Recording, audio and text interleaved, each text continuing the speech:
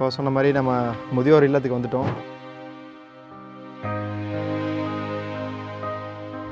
அவங்களுக்கு என்ன தேவை இருக்குதுன்னு கேட்கலான்ட்டு போகும்போது சின்ன சின்ன விஷயங்கள் சொன்னாங்க. என்ன வேணும் அப்படின்னு பார்த்தா மளிகை ஜாமானை கேட்டிருக்காங்க. அதே மாதிரி பெரியவர்கள் படுக்கிறதுக்கு பெட்டு, தலகாணி இதெல்லாம் கொடுத்தீங்கன்னா சப்போர்ட்டாக இருக்கும் அப்படின்னு கேட்டாங்க. நம்ம பரம்பூர் ஃபவுண்டேஷன் சார்பாக குருஜி மகாவிஷ்ணுவோட சப்போர்ட்டில் மளிகை ஜாமானை பிளான் பண்ணியிருக்கோம்.